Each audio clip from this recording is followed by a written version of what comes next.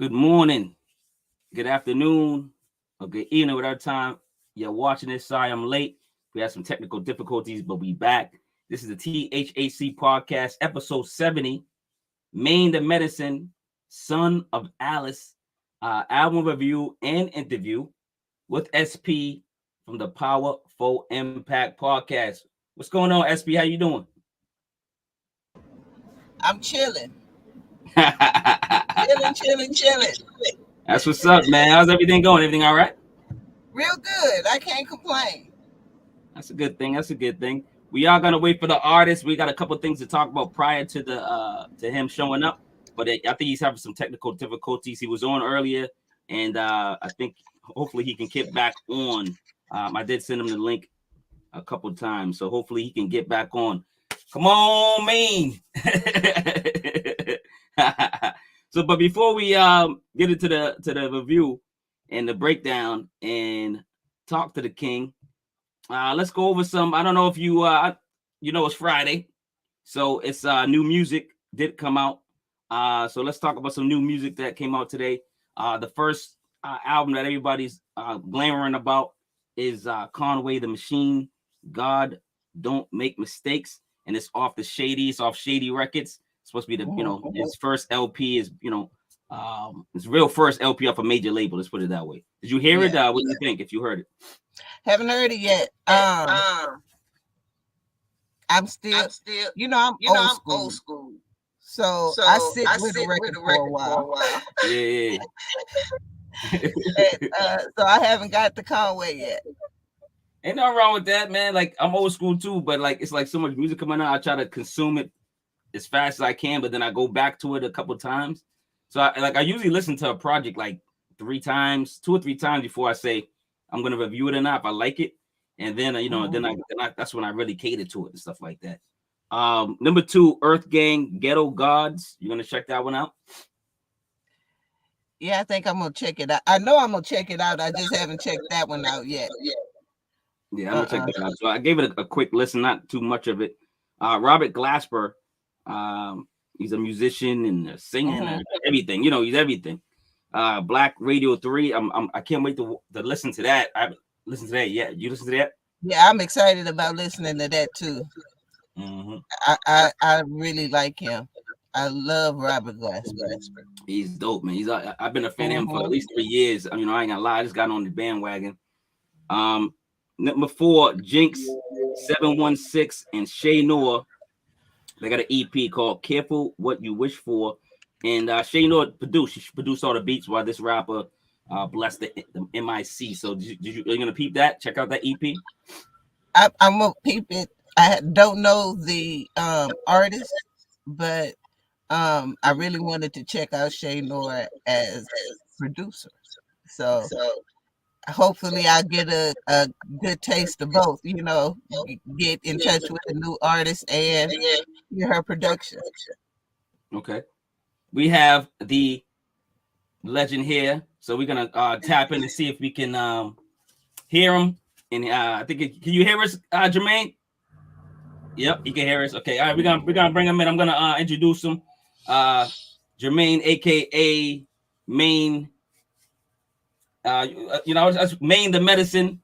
I'm pretty sure he's gonna have an interesting story about his name. From Queens, New York. First group was Third Rail. He worked with Larry Smith, heavyweight producer that worked with Run DMC and the Fat Boys. He was in a group with MC rapper. I gotta ask him what this name is. Leadgeon? I think it's Leadgeon. Called the group was called IMF, Ill Mental Foundation. He had a good 10 mixtape run as a solo artist. Probably going to do a couple more. Mercy Gang is the group he's currently in and he's residing in. Let's welcome Jermaine Kroon. What's going on, brother? What's up, man? Welcome How's everybody doing? How you doing, sir? Really good. I was trying to do it in the car because I got kids and I ain't want them like yelling, but the internet wasn't having it, Hey, listen, SP's look at where SP's at. I know. I saw that the episode so I thought I could pull it off, but it didn't work that good. Well, welcome, brother. How you doing? Welcome to the THHC podcast, man. Welcome, man. How you doing, man? How's everything? I'm good, man. Thanks for having me, man. I'm honored to be on here. Hey, listen, we appreciate it, man. We hear good artists. Actually, I was introduced to you. I can bring him up now real quick. SP, I introduced you to this artist, right? SP. So guess who introduced me to you? Now I gotta give my props to people, man, when I do. So THHC podcast, thanks, producer. This is hip hop. Now, this is hip hop. Great producer. He produced for a couple MCs that I know about. Introduced me to Maine The Medicine, and I've been a fan ever since, man. So I'm tapped into your music, and I'm thankful to have this circle of great hip hop enthusiasts such as This Is Hip Hop, man. So yeah, man. Yeah, that with him. This is hip hop. Well, I think it was like 2019. I had put out a project called Butch, which is named after my dad, but it stands for Built Under the Coach's Hand. You know what I mean? So I did an intro for the album, and when he heard it, he was like, "Yo, I love that intro. Could you do a full 16?" So I did the full 16, for him, and I sent it to him, and I guess he had put it on a mixtape or something, you know what I mean? So that's how I first, like, met him, and then after a while, he started sending me beats he wanted me to jump on, and we did a couple of joints, and then I did a project with this guy called Duds. He's a guitarist, but he was actually doing production. So we put together like a project. It was like from the mind of a serial killer, because I watched like Criminal Minds and all that crazy stuff. So I just wanted to show off my storytelling game, you know what I mean? So listen, I was listening to that was it today or yesterday, that album, and I'm like, yo, this dude got like a distorted, smart, brilliant mind, you know what I'm saying? And like I didn't know you had a whole concept album like that. I'm like, oh snap, this is sick. But yeah, I enjoyed that album. So that's why I said I've been tapping into your discography slowly.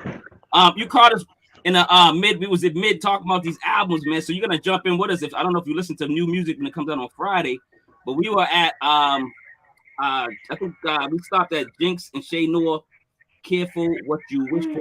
Do you listen to music on Fridays when it comes out? First of all, I try to, but it's hard. I got I got like 5 kids. Well, two of them are grown, okay. But the 3 that's at the house with me is 10, 9, and 4. You know what I mean?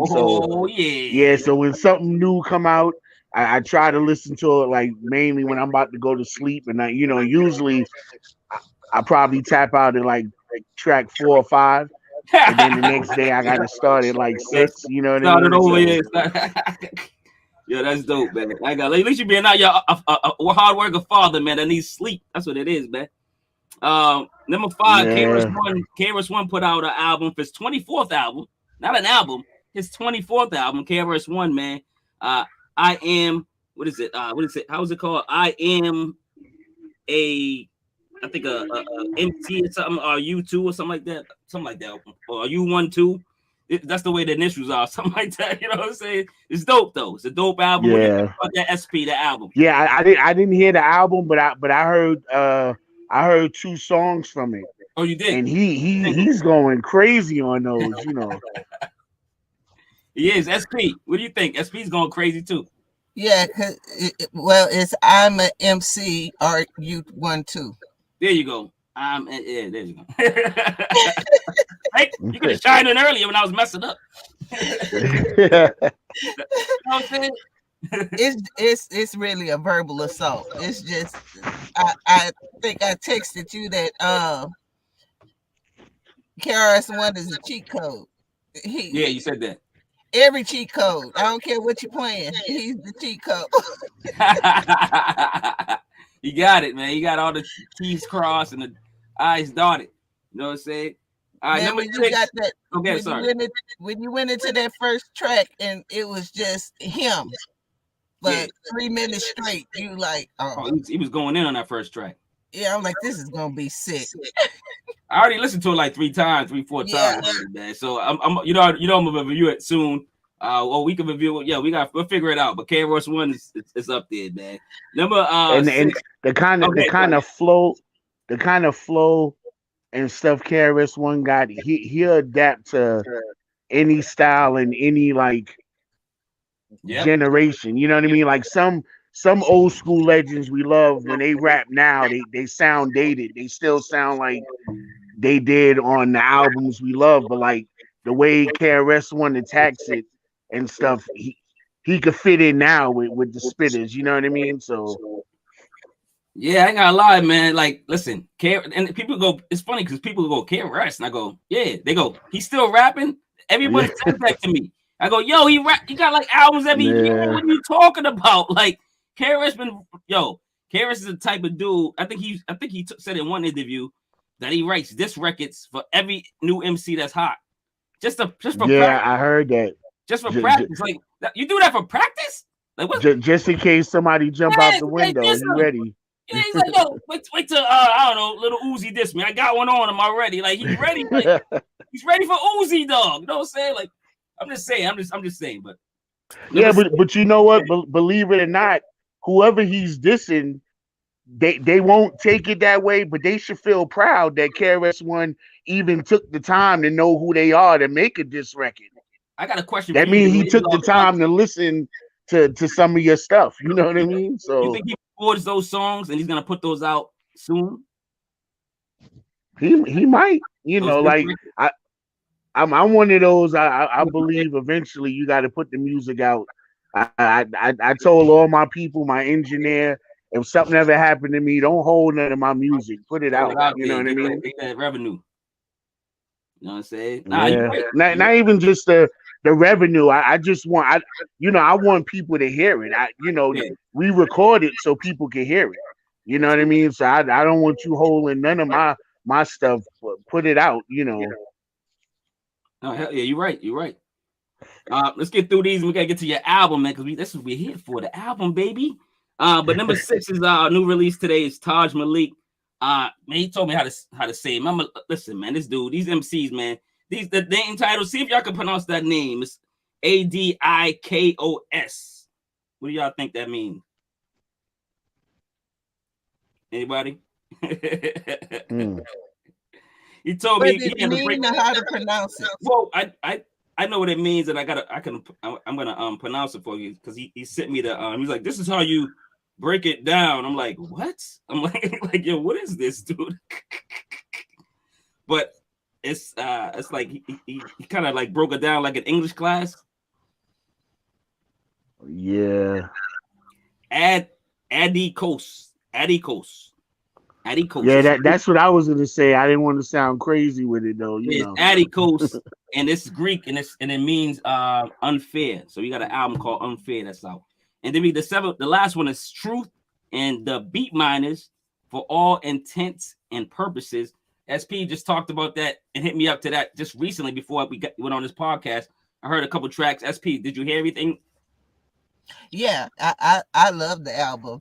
And well, I loved it for my second listen.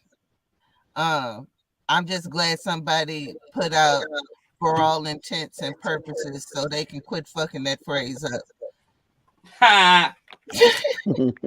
So you like English teachers on the mic. So now that's what's up, man. I do want to shout out some people before we start the show. They came in early real quick and said, what's up? You got Jeffrey from Dartmouth, Mass. Salute, peace, power, 2022 family and health. Boston on deck. Stay safe out there. And then he says, hit the like button, people. And then who else came in here and tagged it up? Who tagged the wall? Galvin White, what's up? Peace. This is hip hop. Here, this is it. That was him. That's his real name, Galvin White. But we were just talking about. I'm sorry, man. I saw your comment late. Comment again, brother.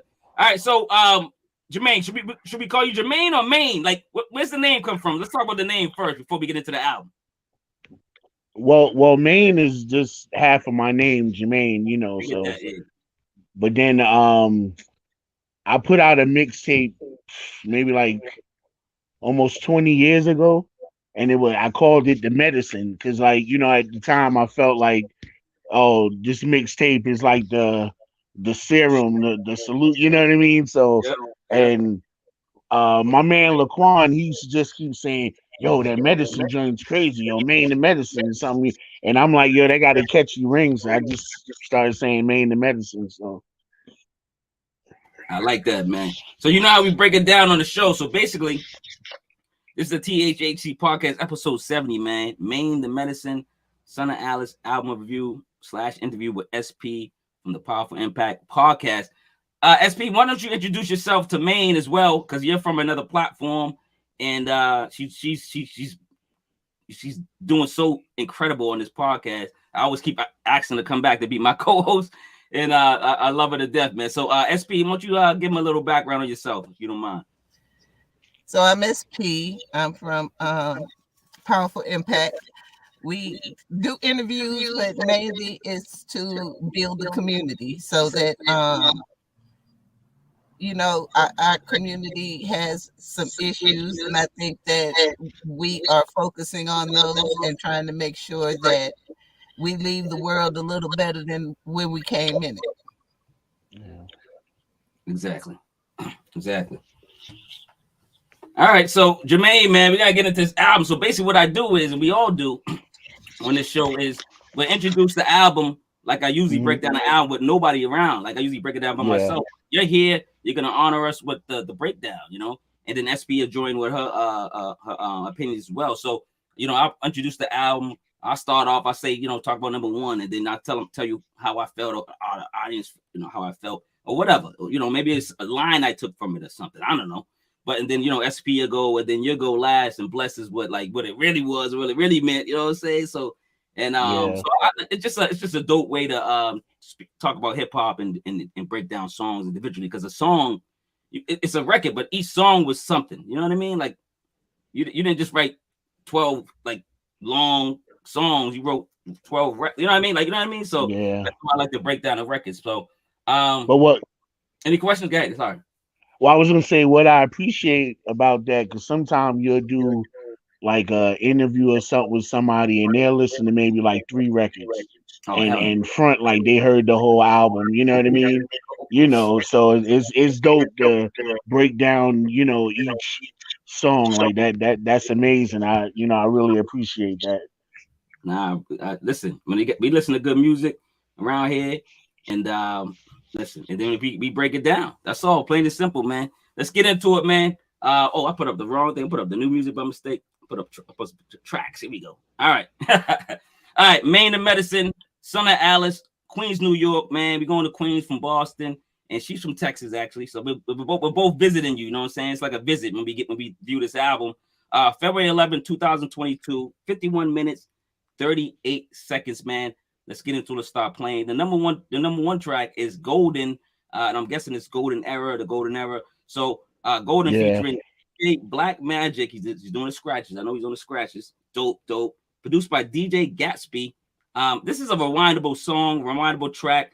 The way Maine the Medicine salutes and pays homage to old school hip hop, it's just so dope. It's just a beautiful thing. A lot of people are not doing that. It's kind of coming back. But a lot of people don't bless the feet they walk on, which is hip hop, man. And the production is top of the line. So shout out to DJ Gatsby. I love this record. I love the way it started off. You really was kicking some knowledge, some bars in there. SP, what do you think about number one, Golden? He had me at Chip Fu.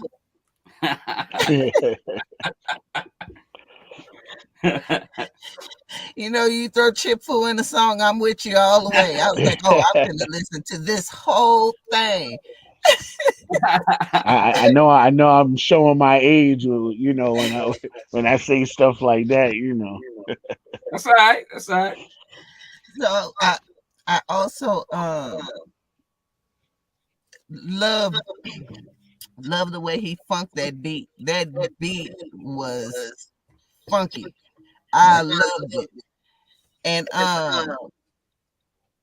the hook, once I heard the hook, I was like, okay, I'm all in. This hook, make sure my mic is loud and my production is tight. I'm like, that's how you're supposed to make music. That's how I want to come into my speakers. Yeah. I want to hear what you're saying. I don't want the production to be louder than the vocals. I want to actually hear what the MC is saying. So yeah. So Jermaine, so we're gonna ask Thanks you. a lot. I appreciate that. So where were you at? Where were you at on Golden? I mean, you wrote this record. You did this record with DJ Blackmagic and DJ Gatsby. You like, where were you at? Tell us the story. Tell us what's going on. Anything you want to say about the song? Well, it's funny how I met Gatsby because Gatsby's wife is my son's teacher. Oh, so this was last year during the pandemic and like homeschool, right? Yeah. So that day my wife was doing the class, but I was sitting on the side, and she was doing the one-on-one with my son, and she said, "Oh, tell your husband, me and my husband was listening to his music on YouTube," and I, not to say cringe, but it's like, you know, like, you know, if you're not in hip hop, you don't appreciate, you know, the aggressive, you know what I mean? Like, so for a teacher, I'm like, oh my God, she must think I'm a horrible person or something, you know what I mean? But she was like, no, she was like, oh, the music was good. And she said, you know, my husband does beats. So, you know, he wanted to send some beats his way. So I was like, you know, wow. And in my head, I was like, oh man, if these beats are bad, I don't even know what to do. Like, what do I say? You know what I mean? Yo, you gotta see the person that be there and talk to him. I know, but I'm just like, you know. Yeah, we messed up.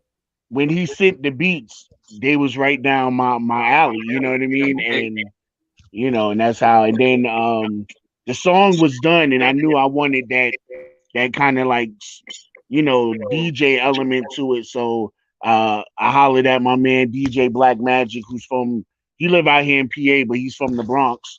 You know what I mean? And he did the hook. That's what's up. Now we love the record, man.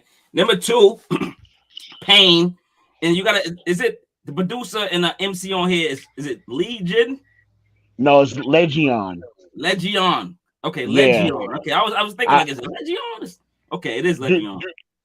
Throughout this interview, you may hear me say Shell, because his name is Sheldon. Like, me and him been friends since like the Sandbox, so I still call him Shell. So his you know, his name is Leadgeon, but for me, you know, he called me Maine, I call him Shell. So you might hear me say Shell, but I mean Leadgeon, you know. We can't call him Shells. We ain't that cool with him. Not yet. All right, number 2, Pain, produced by Leadgeon and featuring Leadgeon. MC is focused on this incredible track by Leadgeon. Maine is going state to state, murdering these beats, man. And Leadgeon, he's a sparkling MC. I could tell that he's on a rise as well. I'm pretty sure does he do music too? Yeah, he does. Like, he does. So we you might hear this throughout the album, but me, Leadgeon and Will Sully, which Will missed the album, but we was a group called IMF, like back in like junior high school. Okay, when I did research that, okay, I didn't tag the names together. Okay, I get it now. I forgot. Yeah, he is. Yeah, so we always involved in each other's projects. So whether it's production wise, jumping on the record, you know what I mean? So we always on each other, you know, because it's, you know, it's like a friend, it's a brotherhood. So no matter what, it's beyond music. So, but music is, you know, that's what's in us. So. No, that's dope, man. We got Mike Prowse in the comments. Yo, Gabe, you on this album? Is that somebody you know? Who's that? Yo, Gabe. I don't even know who's Gabe. Yo, Gabe, you on it? I have no idea who that is. I don't know, man. It could be a troll. I don't know what that is. I don't know. SP, what do you think about number 2, Pain? So what I wrote down after listening to that track was Look at I him don't know. pissing It on sound trees. a little funny in the headphones. It Who, sound Art? like robotic. Yeah, Oh, like I can't hear you guys that well no more. You can't hear us no more? Go No, it sound like static or something. You know. log out and come back in. See what happens. All right. Because I can hear SP perfectly. Hello? Yo. You hear us? You? Jermaine, log out and come back. or take off the headphone.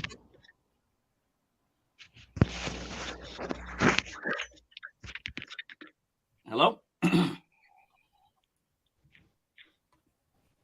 SP, what do you think of number 2 while he's doing that? What's the pain? Y'all hear me now? Oh, okay. Yeah, we hear you. hear you. We can hear you. Hello? You don't hear? Hello? Yo. Jermaine. We hear you. Jermaine, what are you doing? Yo, you hear us, man? All right. I don't know what's going on. SP, I'm gonna try to mute him at least.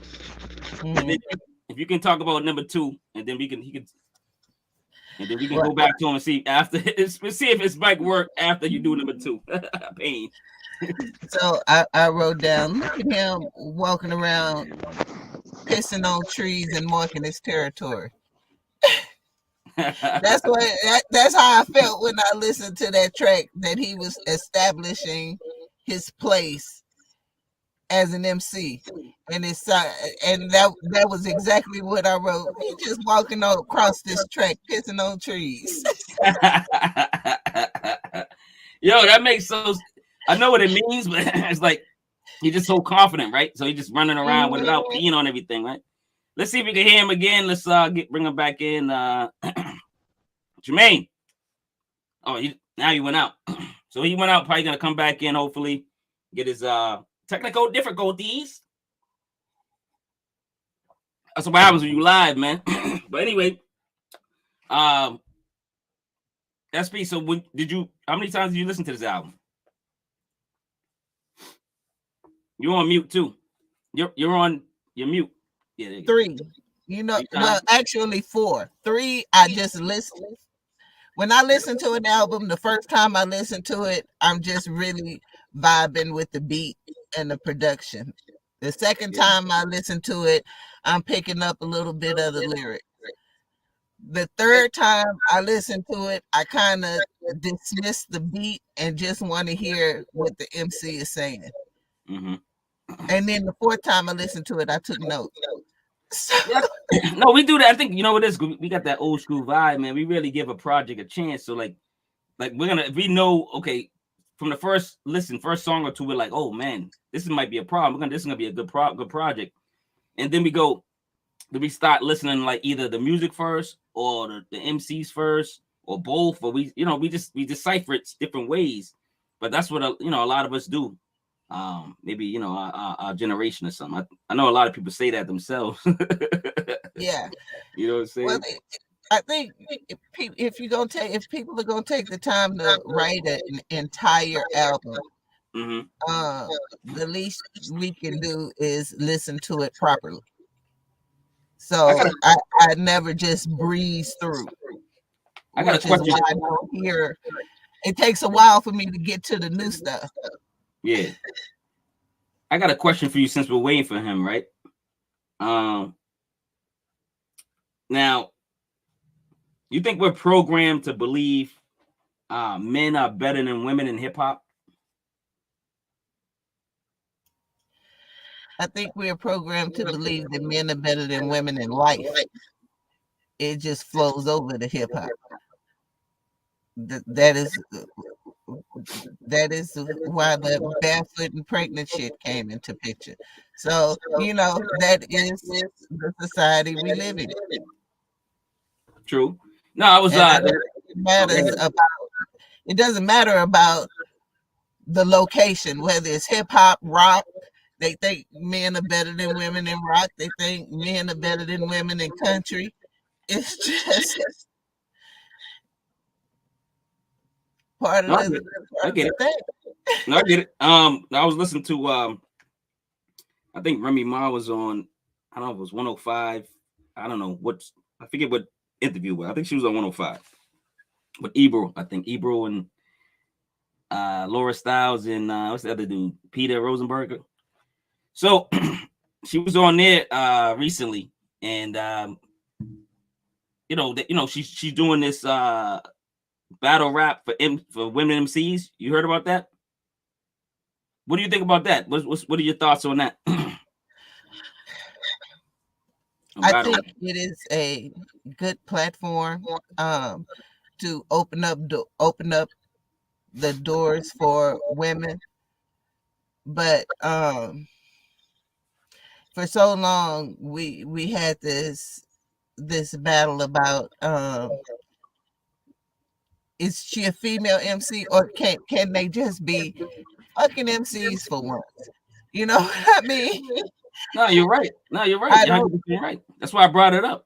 Yeah, because people always just like this Busta Rhymes, Missy Elliott matchup. Everybody kept floating around on verses.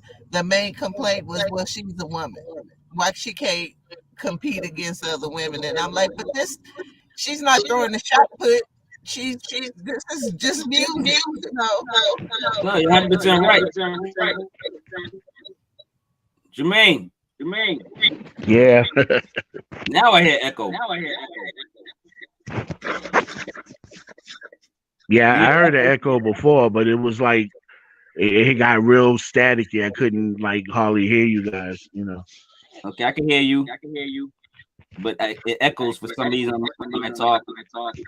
SP, you talk. Jermaine, mute yourself. All right. Okay. Yo, hello. Yes. Yeah. Jermaine, it's something like, but Jermaine, come back on. Yeah. Hello. Yeah, I'm back. You hear me now? Yeah, it echoes though in SP talk. Can you take off your headphones? Or take Disconnect them. That's better? Yeah, it's better. Yeah. Yeah, that's better. All right. Let's get back to this album, man. Yo, I'm like, what's going on, man? What happened? You know, we was experiencing I'm sorry for that. Right? Listen, we were on number 2, Pain, and we was experiencing some pain, you know what I'm saying, with technical difficulties, you know what I'm saying? So, Jermaine, Pain, we left off on Pain. So she explained her theory of pain. What about you? This song right here. What's going on with this track? Well, with us, we named it Pain because just because we was going, just going hard at it, so we was causing pain, you know what I mean? So that's just me and Leadgeon going back to back, you know what I'm saying? So, Yo, Leadgeon's nice. Y'all did it like that, you know what I'm saying? Y'all was doing it, man, trading them balls back and forth. Number 3, Son of Alice. It's a skit, but it's 2 minutes and 31 seconds. Producer Joe, is it Loftus? Yeah, that's my engineer, Joe Loftus. JL. Yep. So this is a story about his mother's sacrifices for him. Maine The Medicine giving his mother a lot of love in this skit. SP, what you thought about this skit? I'm not a big fan of skits, but this one was really well done.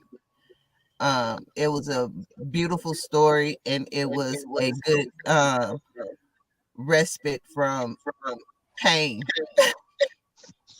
Because pain was punching you, So this was a nice, okay, let me catch my breath kind of moment and really listen to a beautiful story that you told about your mom. And it was nice. I liked it. Yeah. Thank you. So Son of Alice, man, I know it's personal, and condolences to your moms and pops, man. So was this a hard skit to kind of get through to talk about it, or when you talk about it? skits? Yeah, but it popped in my head because it was I remember it. It was like, it blew my mind when I found out like, my mom had like pawned her jewelry and stuff like that. You know what I mean? You know, she gave me money and everything. We got new kicks. Yep. We all got new jerseys and stuff. So, and then like it was like 4 months later, something. It was a chain or something that she loved, and where she used to keep it, it would hang like on her jewelry thing, Yeah. And one day I didn't see it, and I was like, "Mom, where's your thing?" She was like, "Don't worry about it." And I just kept nagging her, and she was like, "I'll tell you next week." So she had got the jewelry back, and then she told me, you know what I mean? Oh snap! So she didn't want me to worry and be all like upset, you know what I mean? Because she was like, I pawned it, but I was paying on it so I can get it back, you know what I mean? So, but The it things just about it felt good to know that she did that for me, to be able to go on that tour and stuff. That's something. the things our mothers do, man. And the funny things we usually we learn the stuff they did as an adult. We're learning like now, like prior, and it's funny because they, I know my parents, they kept us in the dark. They was like, mind your business, go be a kid type of parents. So we didn't really know much. You know what I'm saying? So Yeah. like me talking to my mother or father, like you hear stuff, you go, oh, that's why you start putting stuff together like a puzzle. Because they starting to like actually express themselves now. Yeah. You know what I'm saying? So let's get into and too, it was good. Yeah, we was recording songs that summer too. And what I try to explain to like some of the younger guys now, you can go to the studio now in 5-6 hours and you could bang out like 4 records. Back in the days when you went to the studio for about 5-6 hours, you was only getting like 1 record done. If that, You know what I mean? You wasn't getting all these records done. Yeah. Nah, you wasn't. Nah, that's dope. That's what I'm saying. Like these kids gotta know, man. They got like how they just tell the story. We used to walk 8 blocks to go to school. We're saying the same thing with music, like what I'm saying, it was one song, one track, 6 hours. Back when it was reels and 8 decks, Yep. Number 4 for the love, man. Produced by DJ Gatsby, man. Loving the ad-libs. Your ad-libs are dope, man, throughout the whole project and this song. The respect he has for hip-hop culture is addictive, and I'm loving it, man. When shout-out records are done right, we get gems like this one. So that's what I liked about For the Love, produced by DJ Gatsby. SP, what do you think about number 4, For the Love? Oh, For the Love was just a wonderful tribute. It was everything that I want in a shout out track. It took me back. It made me, when these were talking about Fat Boys and Run DMC, and I was like, yes, I remember that concert. Yeah, that was a dope track, and I really love that track, and it makes people, when you hear a track like that, you kind of have to understand that when older people say hip hop saved us, it hit different. It does. Yeah. It really does. So For the Love, Jermaine, what's going on with that record? Well, like I said in the record, like growing up, my cousins, like my mom was the oldest, but me and my sister are the youngest out of like the kids, you know what I mean? So like my cousins is from Queensbridge. Like I don't know if you ever heard about Nas shouting out Sudan and Barkim.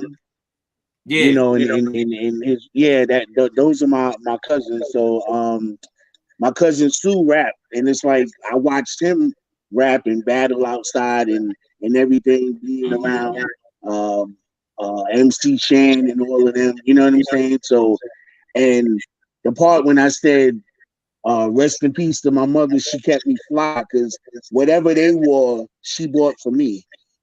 Like she always wanted me to look nice like them. Yep. So Yeah. I'd be like 9, 10, yeah, with a leather goose, sheepskin with Pumas on and stuff. Even on the cover of the album, if you look, I'm wearing suede Pumas. You know what I mean? So she always tried to keep me up with them, and I always follow them. Like my cousin's my first inspiration. Like I wanted to be like him. Because I Okay. always watch him rapping and everything, you know what I'm saying? So I Yeah. always looked up to him. Well, that's what's up, man. Now, I love that story. I love stories, man. That's why I like to do this, man, too. Because like a lot of the producers or MCs, man, they have stories with these records that are beautiful, man, and that you don't get to hear them because like in other interviews, man. You know what I'm saying? Yeah. Number 5, "Want Me" featuring Tysoul, produced by DJ Gatsby. Brings out the thug 2-step in me, man. When I'm listening to this track, this joint is fire. Sounds like some G Unit mixtape classic shit that we used to listen to back in the day, man. Be jamming to, you know what I'm saying? We all go through what he's rapping about, man. You single and nobody wants you, man. And then you dating and that phone is ringing off the hook, dog. So SP, yeah. what you think about "Want Me" featuring Tysoul? Is it Tysoul? Tysoul, right? Yeah, it's Tysoul. Okay, Yep. and DJ Gatsby. What do you think about this, SP? A love song in the midst of chaos is what, is like what that. I wrote. It was well done, and I think that goes on for both sexes. You spend so much time single, and as soon as you start dating somebody, your phone will not stop ringing. Now all of a sudden you're not unwanted, you wanted by everybody because people only want what they can't get. Yeah. I got Holly Berry calling me. Everybody's calling me like when I'm dating. Everybody. And you only become a commodity if somebody else wants you. Exactly. You're not a commodity when you're single and by yourself, but as soon as somebody else wants you, everybody else wants you. Yo, Jermaine, what do you think about this record, man? What's going on, man? But you got us going crazy on this record, man. "Want Me." What's up? Yeah, I was just like thinking back to high school days and stuff like that, and took a song out of that with just adding other stuff to it, you know what I mean? Because especially when you married and stuff, that's when somebody want to talk to you or say something, you know what I mean? So yeah, I just wanted to do a I said 100%, 100%, 100%. Yep. That's when they want. Yeah, exactly. I'm just like, oh, yeah, you're right. And then my man Tysoul, he wrote the hook. You know what I mean? He was in the studio when I did it, and he was like, "Oh, I got a hook for that." You know what I mean? So his pin game is crazy too. Yeah, I can see that, man. I can see that, man. Number 6, "No More" featuring Amanda Rogan, produced by Native Seal. Loving the pain in the lyrics, loving the vulnerability, loving the chorus with Amanda Rogan. There's substance with this artist, and we need more records like this, man. So that's what I got out of "No More" featuring Amanda Rogan. SP, what the notes did you take from "No More"? A very vivid description of today's time. Racism, white supremacy, and the way Black folks are treated in this country. It was both informative, and yet it had a strength that I wasn't expecting, especially with the problems that you were focusing on. There's a strength in your voice. Your voice is truly an instrument, and you were able to convey not only the pain, but also the anger and the need to push forward just with your voice. And I really appreciated this song especially. Jermaine, so what's going on? No more, man. Explain that one. Uh, it was just a lot of emotion. So like during the pandemic, like just everything going on, because like the pandemic affected everybody, no matter what race and stuff like that. And it's always, I try to explain to people like, I got close friends that'll do anything for me that's white. You know what I mean? And what I try to say to them is like, you know me as a father, you know me as a great person, you know me as somebody that you would trust to maybe watch your kids. You know what I mean? If it was something like dire need, like you'd have to give me a PIN number to go get money out of your bank or something like that, right? Yeah. You look at me like that and you know me. So what I'm trying to explain is like, I could have been George Floyd. You know what I mean? True. The dude that you know, that's my man Maine, a hard worker, take care of his family and everything. That could have been me. And by me saying that like I want people to realize like it's not right. Like, you know what I mean? Like, this isn't supposed to happen. You're supposed to be angry no matter what color that person was. You know what I mean?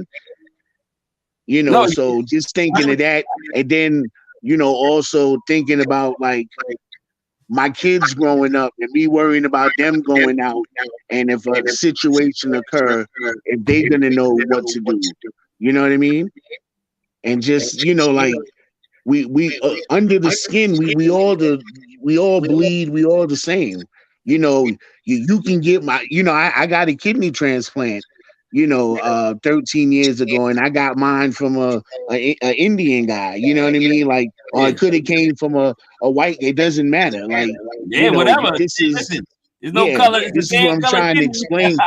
Yo, Yeah, we all part of the human race. Yeah, human race. Yeah. So. And my point was, you're not getting rid of us, and we're not getting rid of y'all. So what's the end game here? But then also, I wanted to end it where, as much as we complain about the police and this and that, when I got my new sneakers and my chain on, it's not them that's trying to rob me. That's my own people now. True. So that's why I ended that record like that. You know what I'm saying? Like, well, we can't blame that on the police. You know what I'm saying? No, not, and I like the way you did that too, because you a lot of people just go, oh, the blame game. It's like only the police or only the white man or only it's a conjunction of a lot of things, man. And a lot of people got to take fault for them not succeeding or doing things on their own as well, man. They got to look in the mirror first too. And there are hurdles, of course. There's hurdles, and at the bank, there's hurdles at the whatever, whatever it is. It's not fair. We gotta, run twice as much. We get that, but what I'm saying, at the same time, and like I said, start with yourself, man. Yeah. And like I said in the record, all lives matter. That should be the case, but tell that to the boys in the blue. You know what I mean? Because to them, they don't see that. You know what I'm saying? Like, look how many kids died because they thought he had a weapon. Oh, so what? Maybe he did steal food or something from the store. That shouldn't be a death sentence. He should be able to go to jail and be able to get his day in court and not end up dead. You know what I mean? Yeah. So, yo, dog.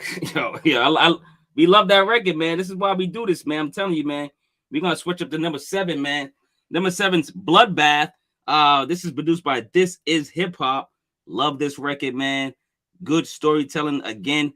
The sample, oh my god, that highlights just a horror hip hop track that's grimy, violent, and distorted, just like the record is at times. Because you hear that distortion. I love that. Yeah. I do love your storytelling. I love when you get a little gruesome. I like this, man. It did break up the album a little bit, but I did like it, man. It did stand out to be one of my favorite tracks, to be honest. SP Bloodbath. What you thought about this? Produced by This Is Hip Hop, the producer that actually introduced me to Jermaine, and then I introduced him to you. So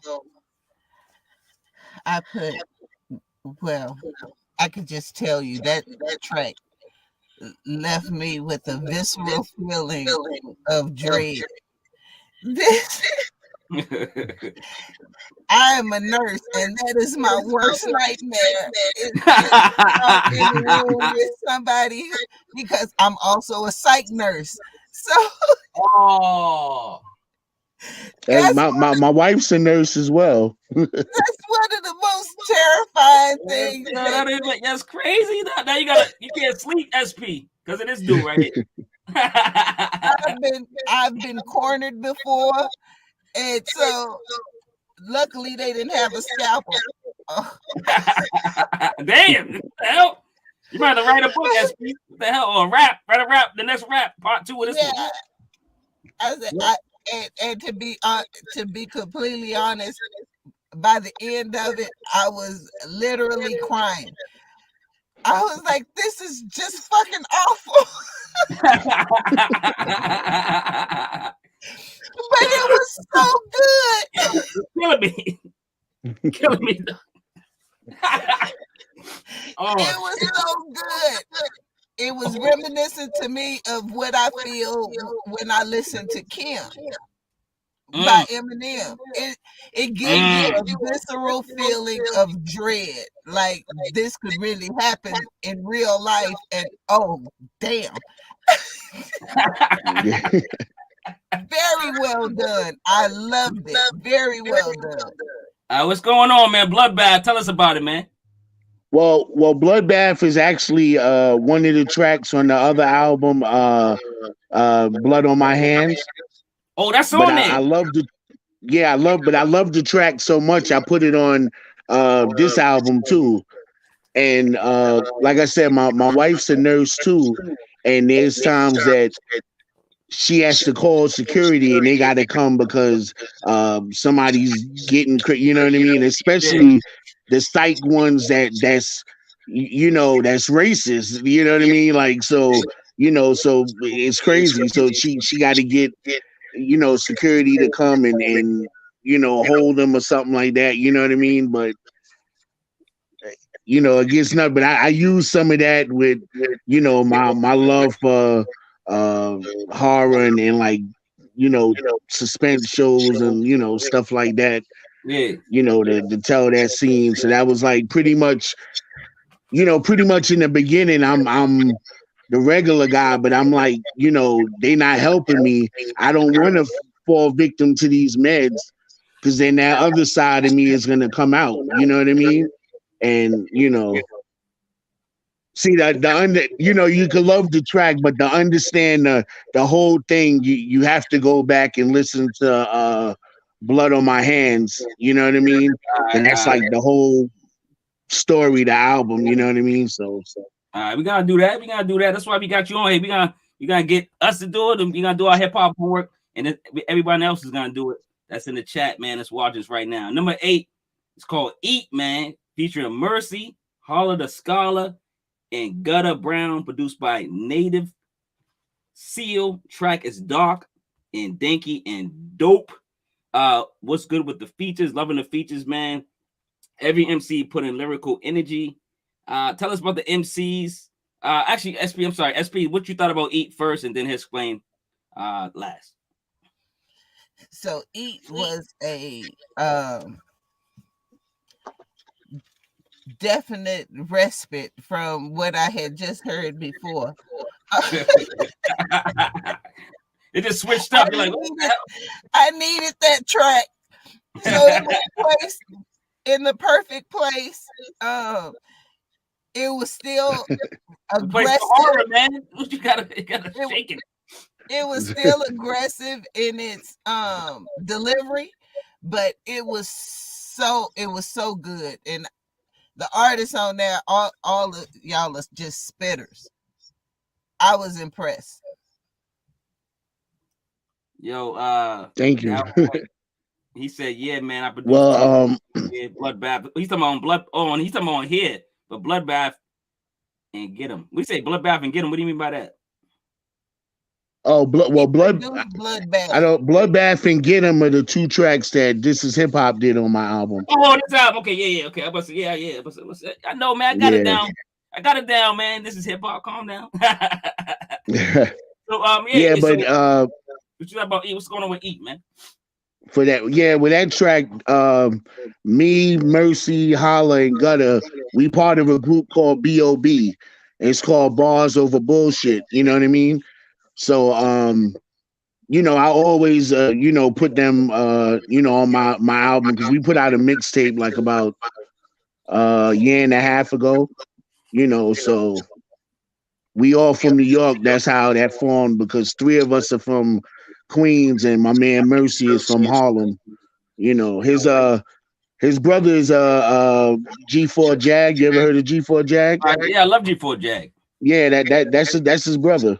That's the voice of, we call him the voice of God in hip hop because of his voice. Yeah.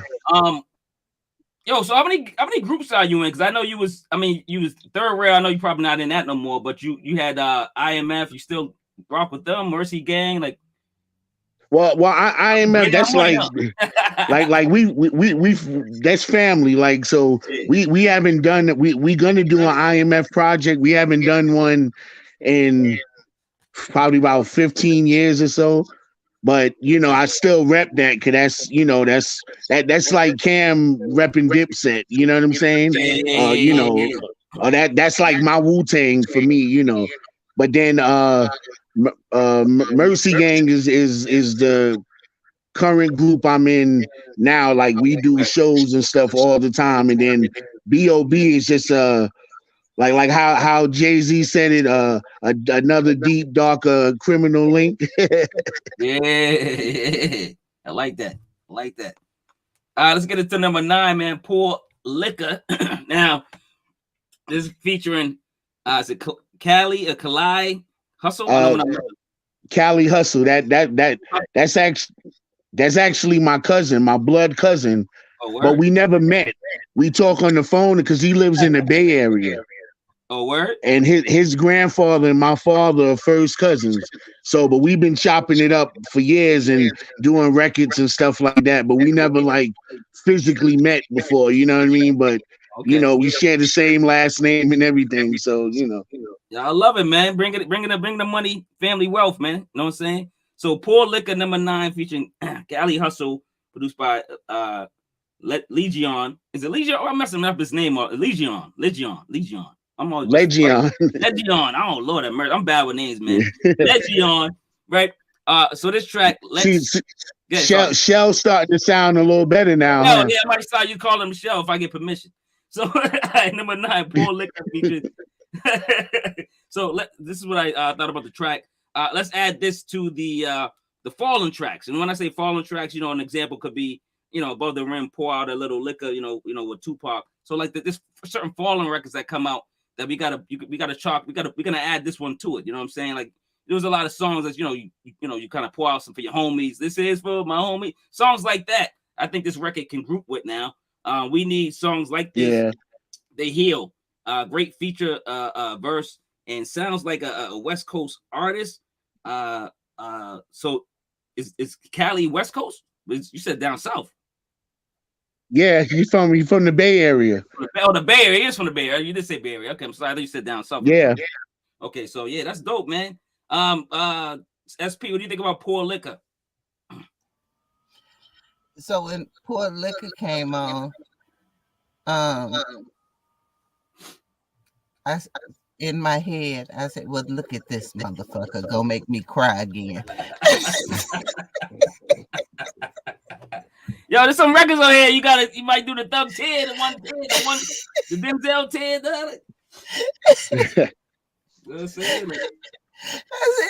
I said, well, I'll be damned.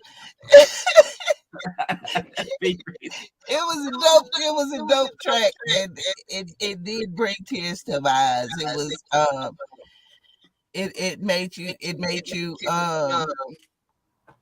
think, especially being a kid that grew up in the 80s and 90s, of all the people that we lost. And that was a solid track. I really liked it. All right, Jermaine, man, Poor Liquor, Thank you. man. Tell us about that track.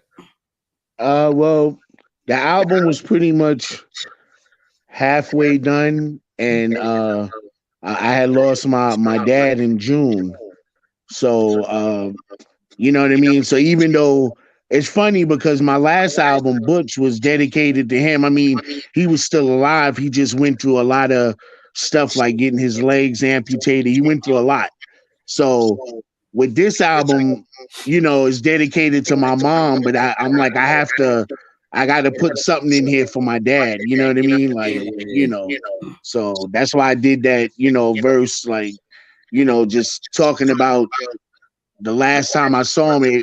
And it was so crazy because as my dad was dying, my oldest son was graduating.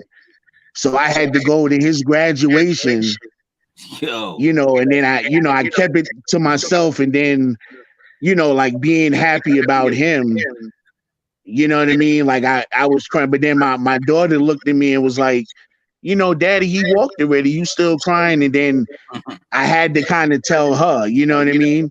So from the graduation, we had to drive all the way to Albany, you know what I mean? And by the time I got there, he was already, you know, tubed up and everything. And literally we had to pull the plug, and we had to hear him take his last breath, and you know what I'm saying? So, you know.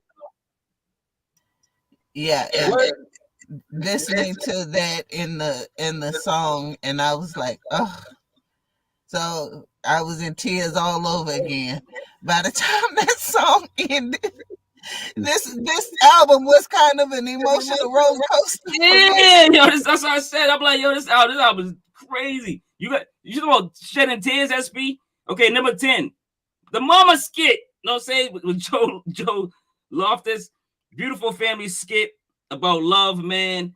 And then it's gonna go into 11. What you thought about the skit, SP? Because it's more crying coming up. Yeah, I loved your skits. Your skits were perfectly placed and they were well done. You could feel the love that you have for your mom, and I really enjoyed your skits because of that. Jermaine? Yeah. And my 4-year-old, he wasn't even, I don't think he was 2 yet when my mom passed, but he still remembers her. Like he calls her Mama.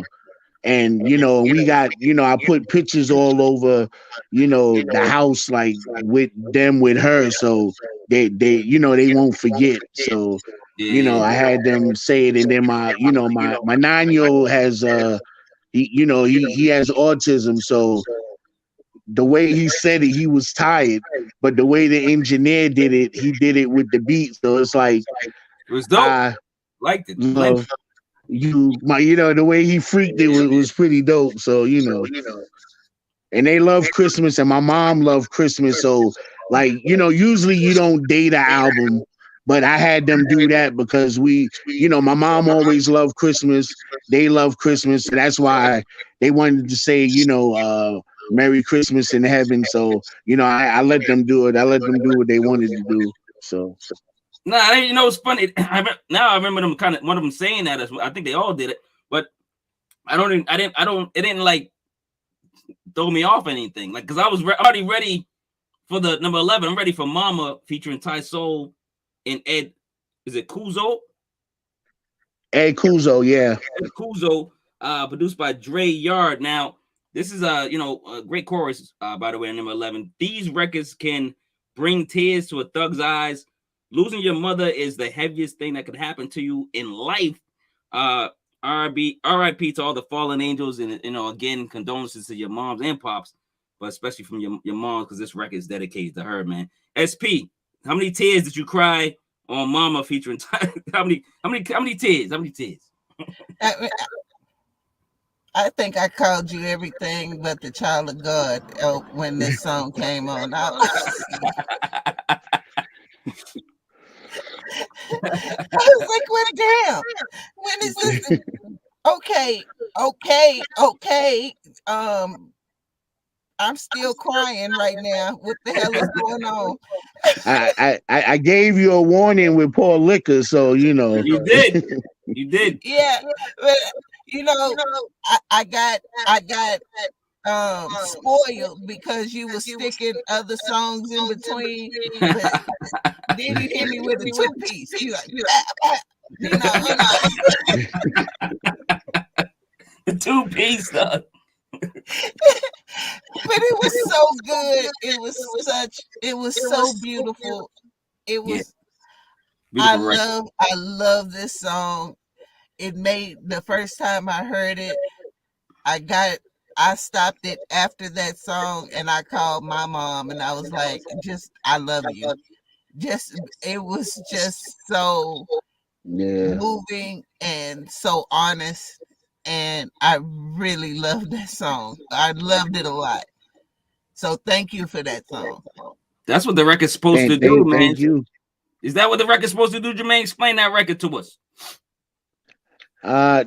You know what? The guy that produced it, that was like by accident, because Dray, you know, and prayers go out to Dray, because Dray is from he's from a town by Ukraine.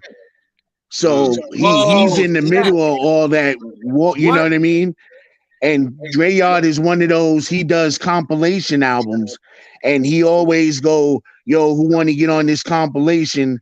And whoever, he sends beats to him. So I've done plenty of his compilations and he sent me some beats, and this one beat was like totally different from what he usually does, you know, and that beat was, I was like, yo, I need this beat. So I told him, I said, I'll do another beat for you, but can I keep this beat for my album? And he was like, yeah. So as soon as I finished it, I sent it to him and he was like, yo, man, you got me crying, you know what I mean? So but you know, playing it, the beat, the emotions, like, you know, came out of me. I took my time, you know, writing it, and you know, stuff like that's a record. I don't know if I'm gonna not say ever, but it's gonna be hard to perform that live because I just know like it's gonna choke me up, you know what I mean? So yeah, but I just wanted, you know, because you know, my mom was we just found out she had cancer and stuff like all in 1 month. Like she was stubborn. She didn't want to go to the hospital like that. So we got her to go to the hospital. And like 2 days later, they said she had, you know, like thing on her lungs. Like so, you know, she had to go through nursing home. Nursing home treated her terrible. Like she was supposed to get anxiety medication like once a day to deal with the fact that she has cancer. And to keep her quiet, like the rest of the patients, they was giving it to her around the clock. What? And they wasn't supposed to do that. Because even the doctor said, well, because then after a while, my mom was like out of it, real drowsy, making up stories that didn't happen. You know, I'm watching it in front of my eyes happening. So we took her out of there and like kind of prepared for like hospice, but then there was a doctor that said they could shrink the tumor. But I don't know, I think my mom was just tired because then like 3 days later, you know, after everything finally fell into place with getting the aid and all these other things, she, you know, the aide called us second day on the job. My mom wouldn't wake up, you know what I mean? So, you know. So she died at home. Usually, like people wait till they get home. You want to hear the eerie part? My mom died today, 2 years ago, February 28th. It's the February 28th today. The 25th, but yeah, this is the anniversary. I mean, yeah, I'm sorry. It'll be the 28th, but she died the 28th. I'm just saying it's coming up, yeah. It's the anniversary, and her birthday was the 28th of January, yeah. Oh wow, man! Condolences again, man. That's what I'm saying. It's a solid album. It's a great album. It shows emotion. It shows vulnerability, man. And it's like this is where good music resides from the heart, you know. Yeah. You know what I mean? Like if you're really expressing yourself And honestly. And shout out to Ed Cuozzo. The reason why I wanted him on the song because like maybe a year, 2 years before my mom, he lost his mom. And you know, he's part of a rock band called University Drive. But we've done records before, but I told him I'm waiting for you for this album. So whenever you get the chance to get there, we make it happen. And then Tysoul just happened to be at the studio and he thought of something and like, you know, both things was dope. So we was like, all right, Ed to do the hook and Tysoul to do the bridge. And it just came out beautiful, you know. Nah, I love it, man. You know, that's usually how it happens organically, man. That's how just music, good music usually happens, man. Let's go to number 12. And one more thing with the record. Yep. You know how like when my mom died, like before my mom died, she would call me all the time. Sometimes wouldn't even have nothing to say, and I'd be like, "Mom, I was asleep," you know, and she would leave messages all the time, and you know, I'd have to delete them because I wouldn't be able to get no other messages. So, ma'am, chill out. I wouldn't be able to get no other messages, so I felt bad. I had no voice messages to hear her no more. So my daughter was at the studio with me, and I was like, you know, one thing that would top this song off is if I had voicemail. You know what I mean? If I had a voicemail, and she said, "Daddy, I got 17 of them." What? You know what I mean? So I had to go through that. I'm like, I'm balling in the studio because I'm listening to the one I want to use specifically. So I picked the one. All right. What you want? Go ahead. Go get it. Go get some. Speaking of the kids, so I picked that one, and then that's my daughter. That's my daughter doing the outro. That's my daughter doing the outro to the record, and she's shy to do stuff in the studio. So I told her, well, do it in the car, leave a message for me, and we'll use it. So that's her, but she had to tell her little sister. You know, that's when you hear her tell her little sister, "Shush." You know what I mean? So, but it came out dope. You know. Nah, I did, man. I like the record, man. It's dope, man. Let's go to number 12. Her, featuring Tysoul again, produced by Leadgeon. It's the classic hip hop love letter track that MCs attempt and usually fail. This joint is on the Dean's list, though. MC is great. He's a great storyteller. You better come clean before they damage you. I was just like saw that bar just stood out. SP, what do you think about this track right here? Her, featuring Tysoul. When I listen to that song, I say, "Oh, I miss mixtapes," because that would have been one of the songs that was on the mixtape that your boyfriend was sliding your locker, you know. Yep.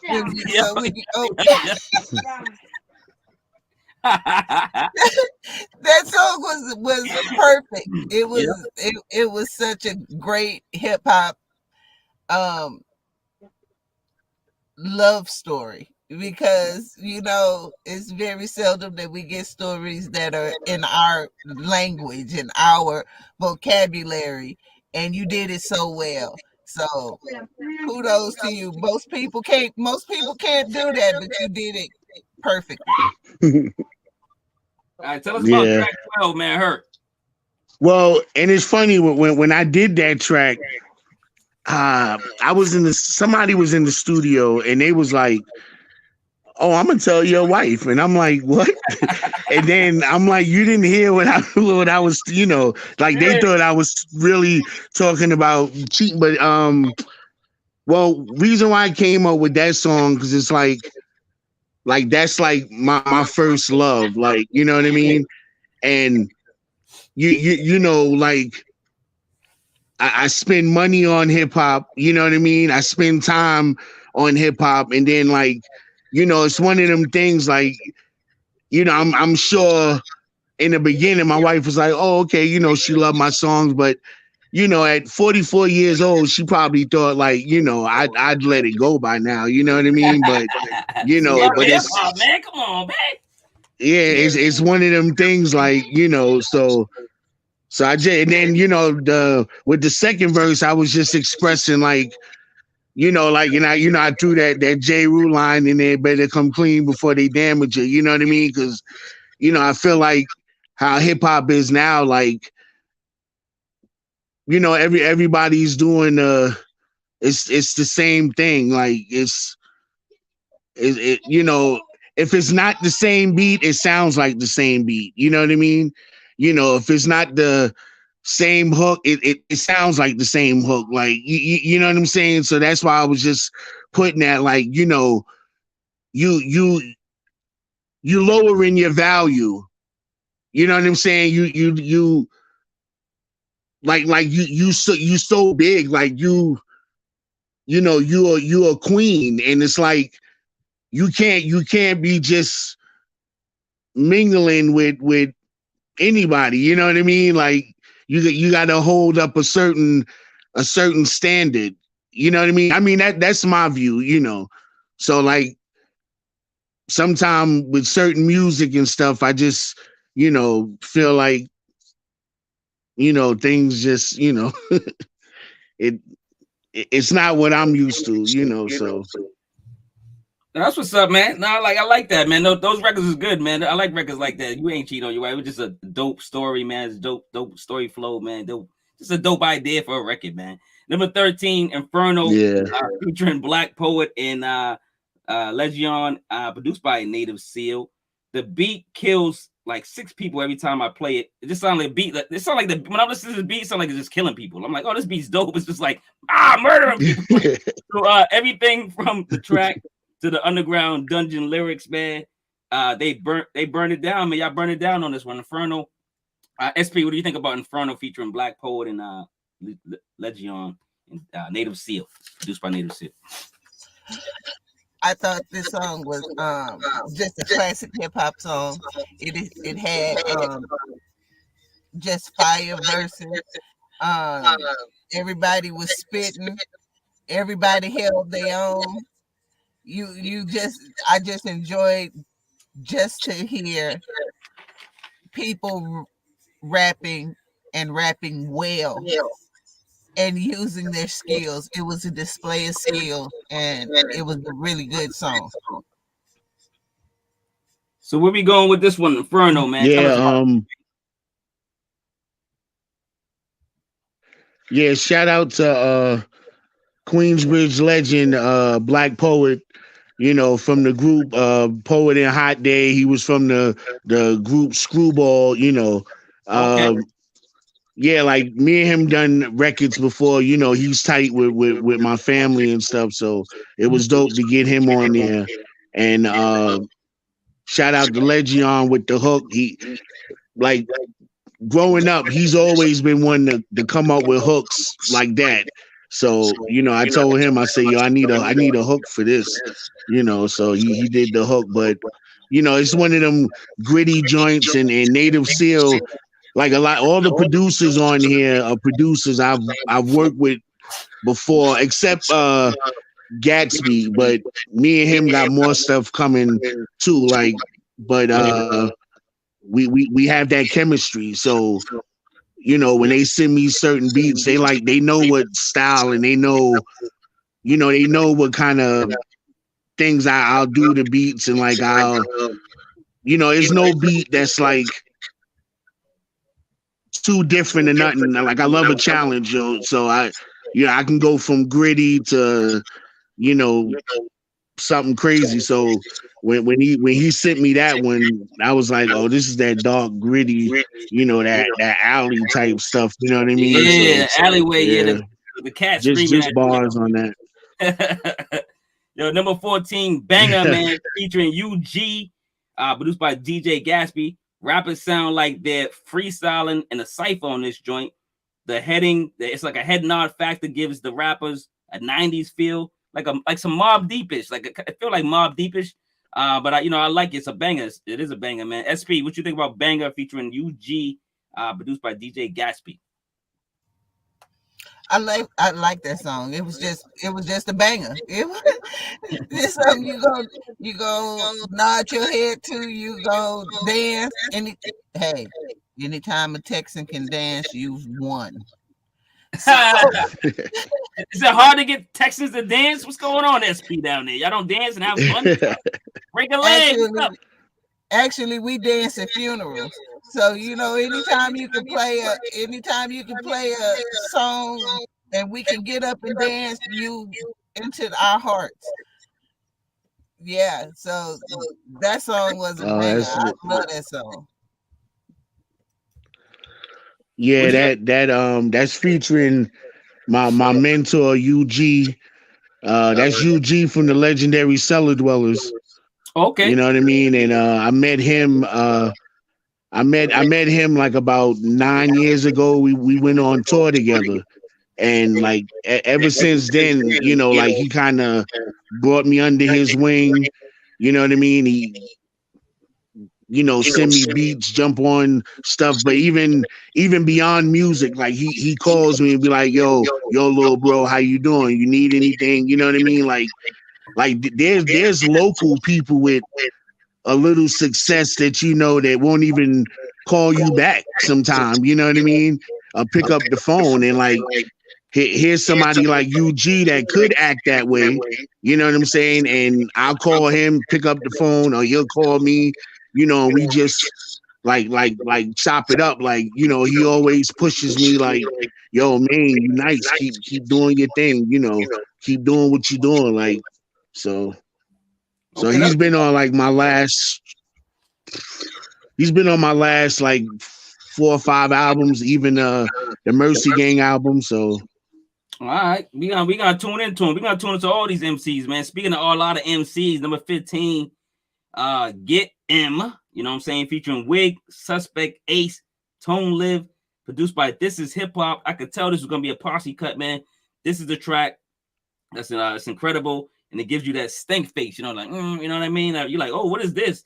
I'm aware why they use it as the posse cut, you know what I'm saying? Because it's like one of them dope records that a lot of people can flow off and rap off, and it's just a dope beat that you can continue to listen to. Group record is dope. SP, what you thought about the group record, the posse cut? This is back in the days when people at the end of the record they put a posse cut on there. SP, what's going on? Yeah, I love the posse cut. That's one of my favorite songs on the album is the posse cut. So yeah, it was dope.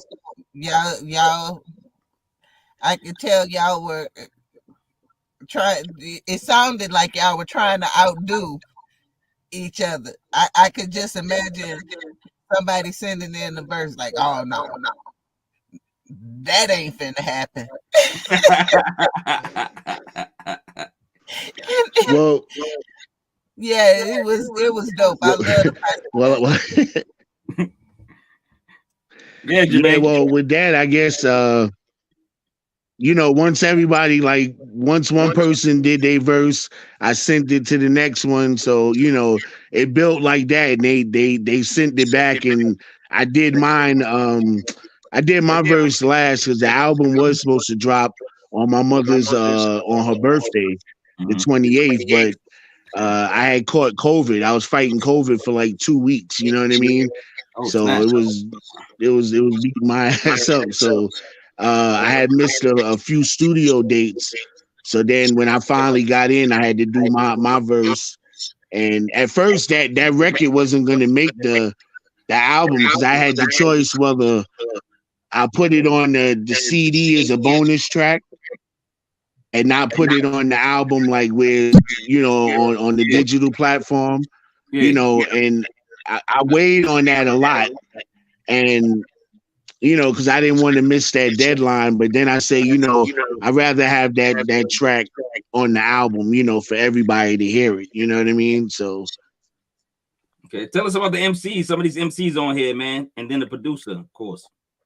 Well, I like to put like people I think that are dope, like people that I call friends and stuff that I haven't had a chance to work with, or even my man Suspect, he's on almost every one of my albums. He's actually from Canada too. He's from Toronto. Wig. I've been rocking shows and stuff with Wig for years. Huh? You got an album with Suspect, right? Suspect in Maine the Medicine. The Last. It's called The Last. Is that an album or a mixtape? Me and Suspect got a whole album together called The Last. Yeah. 2019, right? But yeah, I always put, because me and him, ever since me and him met, we've been super tight, you know, doing stuff together, like, you know, and he has that love for it. He's an old head with it, like as far as the music. So we always connected. So I always find a way to put him on the album. Tone Live is like a well-known MC that from Jersey, been killing it for years, and we always talked about doing something. And like, I don't even think he does too much stuff right now. He kind of chilling. So to get him to come out and do a verse for me, that was an honor for me, you know what I mean? Because we always wanted to do a record, so I was able to get him on it. And Ace is actually one of the original members of Mercy Gang, but then he moved to Houston. So I always try to get him on you know, something. So, you know, I put it together. I didn't know how it was gonna all mesh, but everybody brought it, and then it came out a dope track. And then, you know, I went at the end, you know. So that was dope, man. You know, I mean, why not go at the end, man? Usually, you know, in the party, because usually the best go first or last. So, you know, I ain't gotta say nothing. Number 16, Momma outro. You know, produced by Joe Loftus, man. He salutes both parents that passed away, man. Again, condolences. The son of Alice made his mother proud on this album. I'm pretty sure you did, man. 2022, Maine the Medicine. SP, what you thought about the outro? And then SP, and then Jermaine, you can clear it up, and then we can get some questions going real quick. Yeah, I think that was a great way to wrap up the album. It was a beautiful tribute. You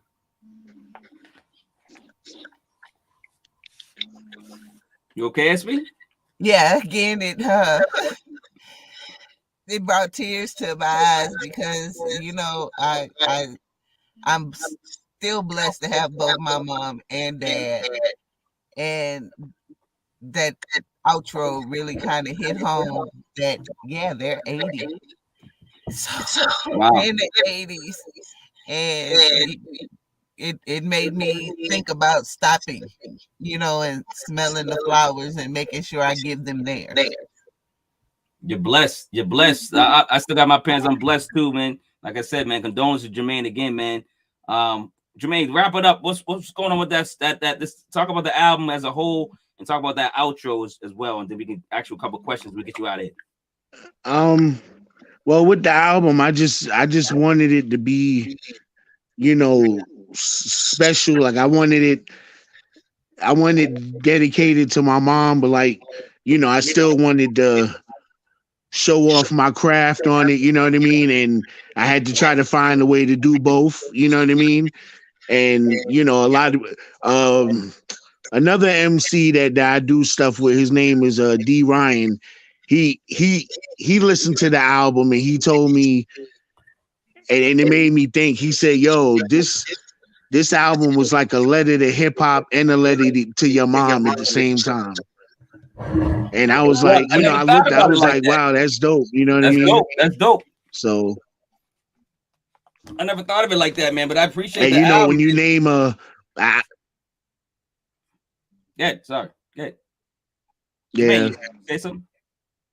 And no, I was saying, like, when you do an album and you name it after your mom, last thing you want to hear somebody say, "Oh, it was all right." You know what I mean? Like, so, like, you know, my nerves. You're right. I swear, I listened to this album. I probably listened to this album like 200 times, like back, just to make sure that I still had the same feeling for each track. You know what I mean? No, and I did. Like, I didn't feel like, oh, I should have did that. I should have did, you know what I mean?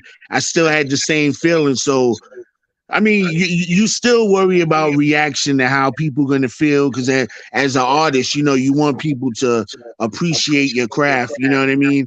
So when I, you know, when it came out, like when people would hit me up and they would send me like a paragraph, like, yo, the way you did this and when you talked about this and this, like, you know, it makes me feel good because it lets me know they really listen and they really appreciate it.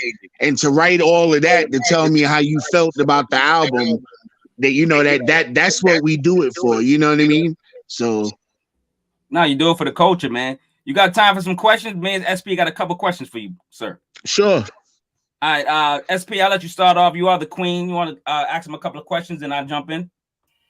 Well, the main question I wanted to ask you, because I can tell that you are old school just because of the way the album is made.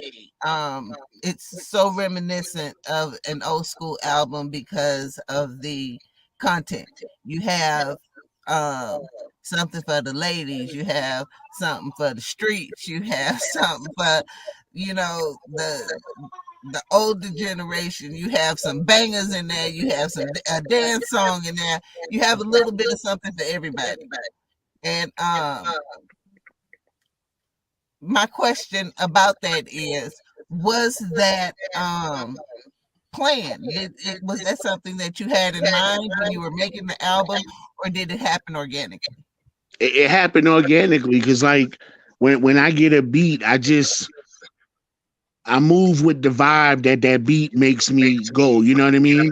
So whatever emotion or something it makes me think of something, then I build on that, and then like as I started recording the songs and stuff, and then like listening to them, I'm like, wow, this is flowing, like, you know, because I feel when you do it that way, you know, it feels more special. Because like when you try to make a track for the ladies, or if you try to make a track for that, you always fall short.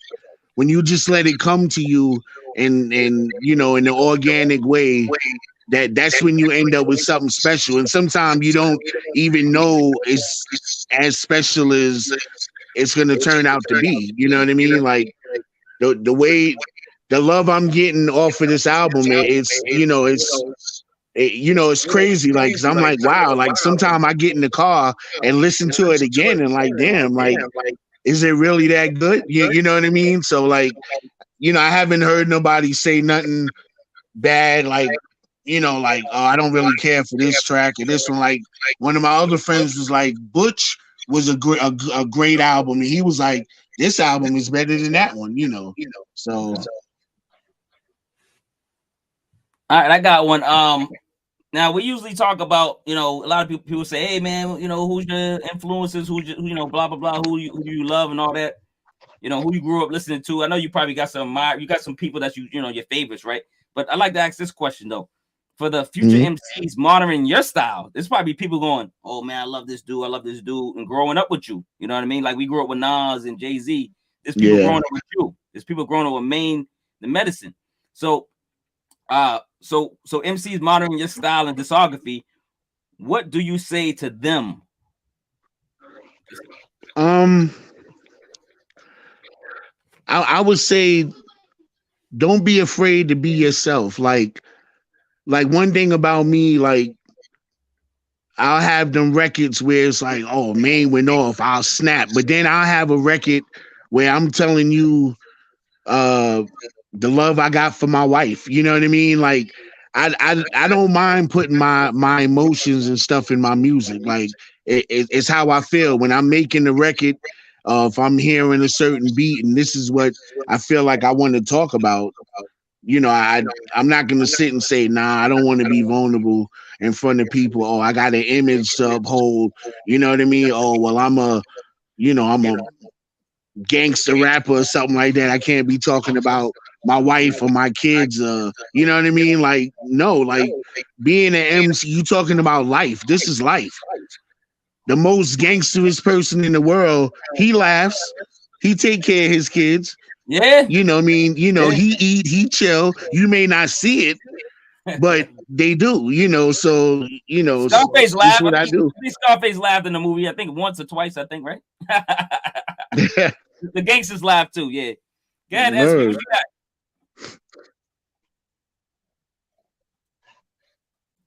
SB, you want me to ask another one? And another thing is don't She hit me. you know, you listen to what you listen to, and you absorb it all in, because I'm from the era where my you know, my favorite group of all time is EPMD. But then my other favorite group is Kid and Play. So you can listen to both of them. You know what I mean? Like you know, nowadays it's like, yeah, people don't want to say they listening to this.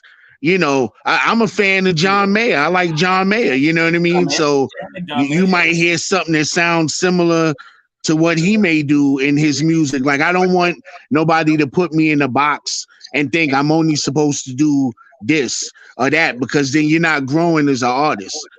As long as you doing it on your own and you're not doing it trying to chase the bag or anything else, then you know, it's easier to live with, knowing, oh, I made that record because I wanted to make it, you know. So right. SP, you with us? Yes. So, okay. Horrorcore. Horrorcore gets a bad rap. Those who do it and do it well are often called misogynistic or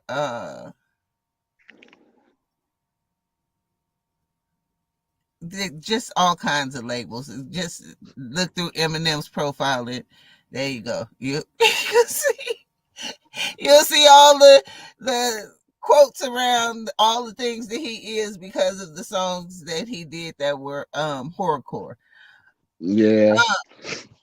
How did you get past that label?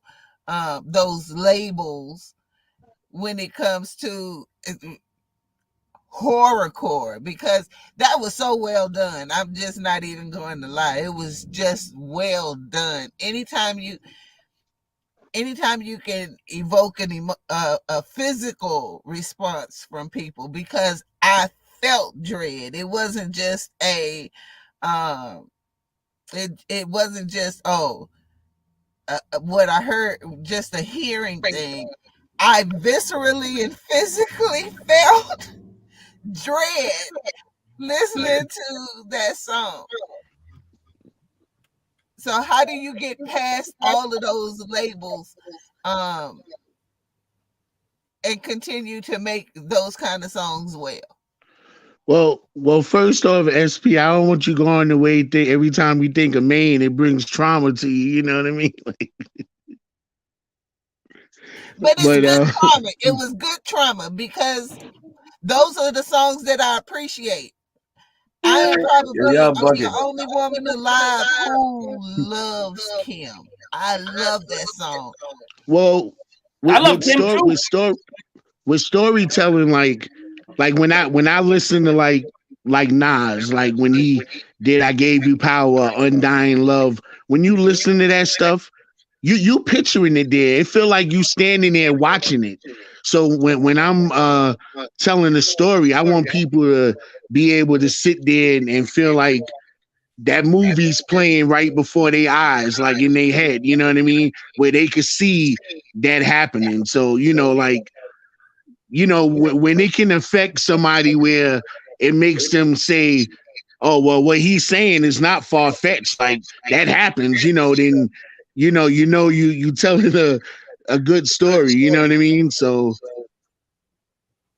nah, I love it, man. Like she said, it's like 3D, man. It was like a 3D effect. You could see it like a movie. It was very, realistic, you know what I'm saying? My question is, and it's kind of bounces off hers.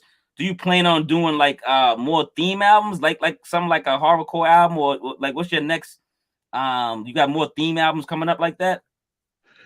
Yeah, like me and Duds, who did the Blood on My Hands album, we talked about doing a part two, because the way I ended it the album where, you know, it leaves the door open for a part two. You know what I mean? So, you like know, a series, like a Freddie Jason series or something, like but music. yeah, pretty much. You know what I mean? So, you know, it's just it's story writing. It's like if I was making a visual movie, you know, that's what I'm thinking about when I'm trying to write it, to where you like that this could be a movie, you know what I mean, or something like that. So, you know, I'm just trying, even at 44, I'm just trying to still perfect my craft, you know, every day too, you know. Speaking of movies, just real quick, SP, because I just want to bounce it off. He's talking about movies, and he talked about a movie on this album. Warriors come out and now, where does Warriors the movie fall in your top whatever movies? You got a top 10, top 5? Where does Warriors? That's a great movie, man. It would definitely fall in my top 10 because my dad took me to the movies to see that. You know what I mean? Like so memory, you got memories with your pops. Yeah, like, you know, he used to take me to, you know, to the movies to see stuff. Like, you know, he took me to the movies to see Breaking and all of that stuff. You know what I mean? So, you know what, in a way,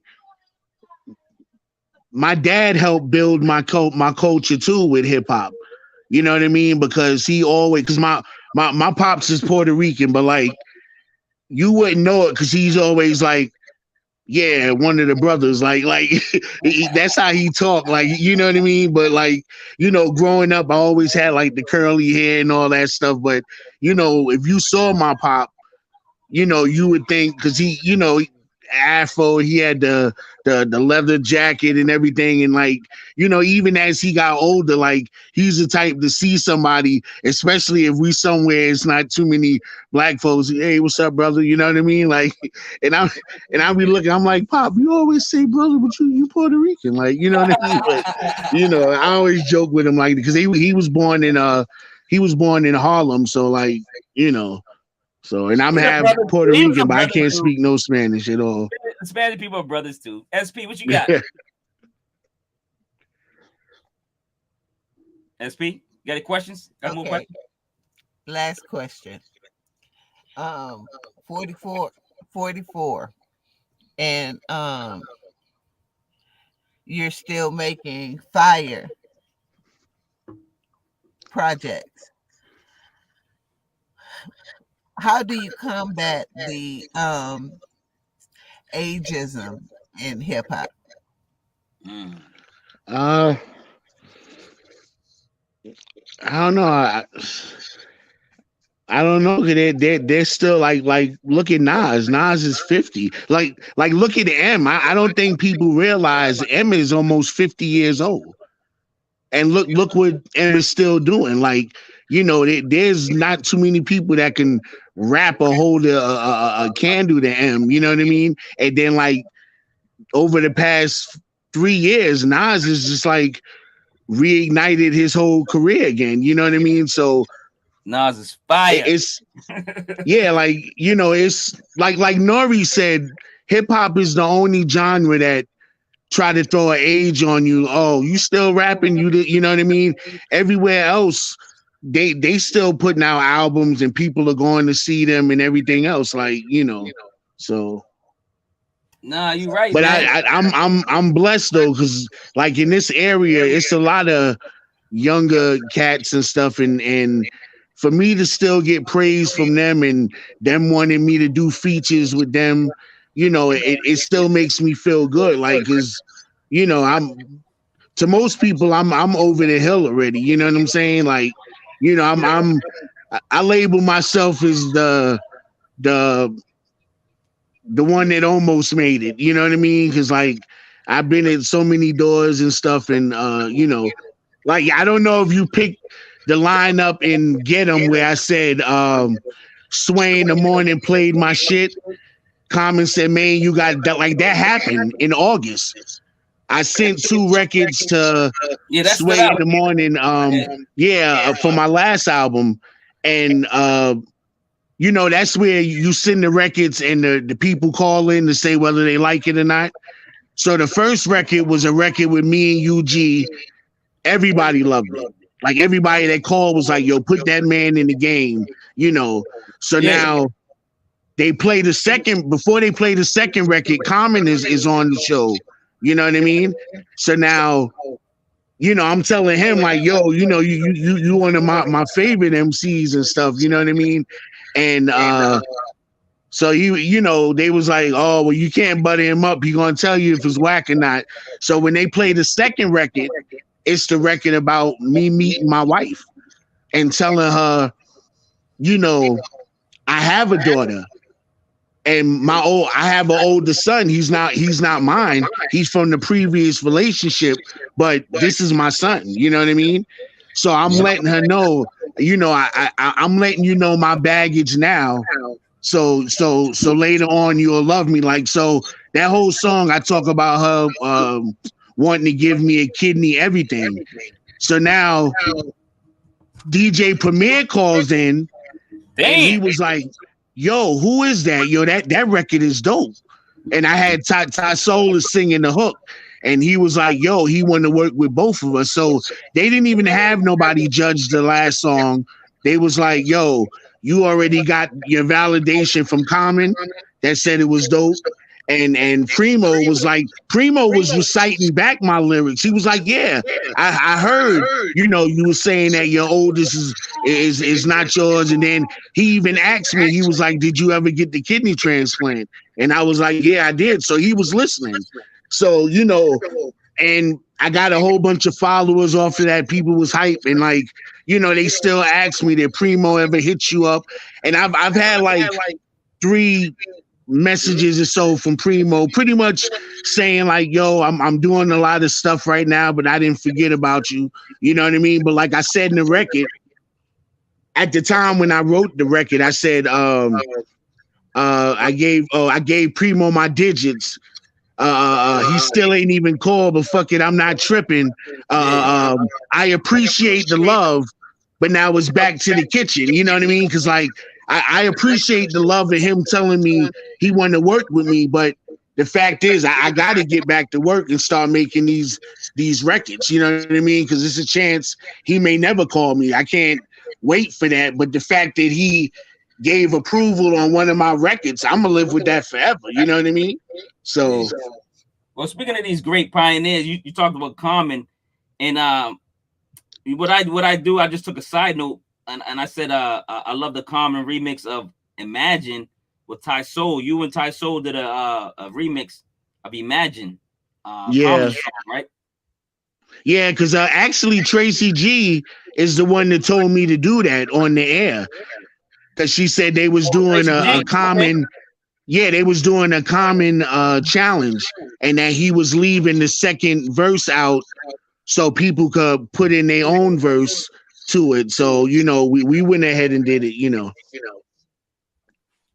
Tracy G, if you're listening, I love you. No, I'm just kidding. I'm trying to shoot my shot. Nah, but I'm joking around. I'm just but I got a couple more questions. SB, you got well, if they are listening, I want them to listen to this album, you know, because exactly. I feel like they forgot about me a little bit, you know what I mean? We gotta try to get you back up there. Forget that, man. Do you battle rap? Have you ever? I used to, but well, shout out to MJ. She's like a publicist. I use she's just a cool person. She's like a publicist for a lot of people, Sticky, Rampage, a bunch of people. But about, I think it was like 4 years ago, a few people asked me to do what we call it's like these big battle raps they do. Started in New York, but then they was doing one in Philly, and a few people mentioned me. So she reached out to me and said, you know, so and so mentioned you. I wanted to know, would you want to do a battle? And I'm like, I haven't did a battle in a while, but I did it, and it was like off the head. So Yeah, I did pretty good. I won my first, I think, 2 rounds, and your voice then going in and out, Jermaine. Your voice is going in and out for some reason. Oh, you can hear me now? Yeah, good. Yeah, I won my first 2 rounds, and then I went against Trey Digger, which I knew Trey Digger already. He's a and stuff, you know. So he was the current champion, and me and him went all the way to they had us do an extra to find out who the winner was, and I lost, but it felt good to me to not freestyle battling forever and to be able to make it up that far, you know what I mean? But other than that, I haven't battled in a while, you know. That's what's up. How has your style changed over time? I don't know. I feel like I adapt more to certain things. Like I get a certain feel, so I may ride the beat a certain way. You know what I mean? And I don't know. I'm willing to challenge myself. Like I've been thrown on a country record. You know what I mean? I've been thrown on a pop record. You know what I mean? And I never want nobody to say, oh, well, he does this style. He can't do that. You know what I mean? But no matter what record I do, whether it's if I do a country record, pop record, whatever, I'm still gonna bring me. So I'm gonna match it to what the song is, but it's still gonna be me. You're not gonna say, oh, he sound like he, selling out, he's dumbing it down or something like that. Like I'm still gonna bring my same flow and everything else. I'm just gonna flip it to where it matches the, you know what I'm saying? So now, that makes a lot of sense, man. Managing work-life balance, man. I mean, you're in the studio, you got the 4 kids. What's going on? You got the wife. How do you do it, man? It's hard. It's hard because as an artist, you spend, well, for some of us, you spend more than you make. You know what I mean? And it's just like right now, I'm home all the time unless I got to go to the studio or unless I got to go do a show. And right after, my show is like my break from the kids. Even though sometimes I have to take them with me to the studio. But to get it done,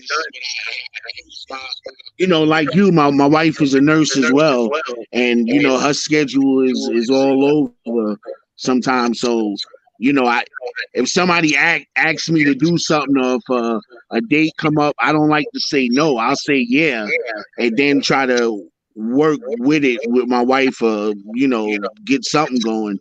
Even have my sister come from New York and stay with the kids, or something, so I can do the show or do whatever, So SP, I got one last question. Then we're gonna promote, and say some positive things to end the show off. You got any more questions, SP, before I jump in? Dominic. All right, so I got another podcast, Jermaine, called the Passive Podcast. Man, we talk about a lot of passive income ideas. Dividend stocks, real estate, land, vending machines, things of that nature. You got any passive income ideas you can share with the audience, my crowd? Besides, like, I'm trying to start like a clothing, like not even really a clothing line, just like t-shirts and stuff like that. You know what I mean?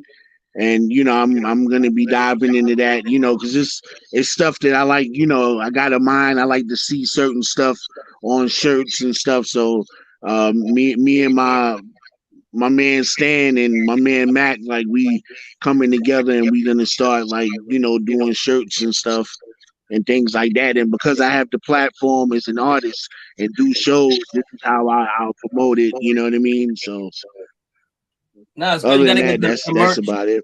Yeah, you got to get into merch and vinyls, merch and vinyls, man. You need the merch and vinyls, man. Yeah. If I haven't gotten any vinyls yet, but Huh? Yeah, I'm definitely trying to get vinyls with Son of Alice, you know. Yeah, even because I got on, if you look on this, it's Become a Ghostwriter is one of them. I mean, you can, I don't know if you ghostwrite, if you know, but that, that's passive income, brother. Yeah. So, all right, man, we're coming out to the end of the show, man. Jermaine Croon, man. Yo, listen, Maine the Medicine, we appreciate you, man. We want you to promote. We want you to say something positive to the audience, man, your fans. And I got your Twitter and Instagram on the bottom. So give us some insight, give us some promotion, give us some kind words, brother. Well, I want to. Well, first I want to, thank my mom for, giving me the inspiration to, for this project, and and my pops too, and and the great artists that helped me on this project, from my B.O.B. squad to Tysoul, Amanda Rogan, Ed Cuozzo, and especially the studio I go to, Joe Loftus and Jay Preston. Like, if it wasn't for them, like, like I call them Professor Xavier and Cyclops, because like, I'll have an idea in my head, and before I could say it, one of them would say, "Oh, like, let's try this," and I'm like, I was just about to say that. So it's like when you have that kind of chemistry with the student. My engineer is the one who did my album cover, so he does all my album covers. So we brainstorm together and he makes it happen. But I would say my positive words are whatever you enjoy doing in life and whatever you want to do, don't let nobody put a time limit on what you do. Don't ever let nobody make you feel bad that you still make music and you still do what you do, because like I know people that work and don't do nothing after that. They play spades all the time. So like the time you playing spades, I'm writing music. What's what I mean? Like, you spending money buying your booze for your spades party. I'm spending my money going to the studio. You know what I mean? So, like that's how I even cope with the losing my mom and my pop, like studio, like working on songs. That was my therapy. And then, my wife, like without my wife and the kids, like I probably would have joined my mom and dad, you know what I mean? Because if I didn't have them, I wouldn't have felt like it would have been a purpose to still be here. You know what I mean? So, but Well, so Jermaine, I thank them. But well, Jermaine, you got more family over here. You got the THHC podcast. You got me, Severe. You got SP now, man. You can reach out and call us and talk to us, man. If you ever feel you want to talk to somebody, man. yeah. I can tell you're organic and stand up guy, man, and you're gonna be part of my circle, man. If you allow me to. And look, I want to thank you guys for having such a amazing platform. Like this is amazing. Like the talk music with people for almost 2 hours. Like it don't get no better than that. You know what I mean? So Yeah, I really appreciate you guys. I appreciate it, man. Thanks a lot, and thanks for having being on the show. SP, last words for the artist.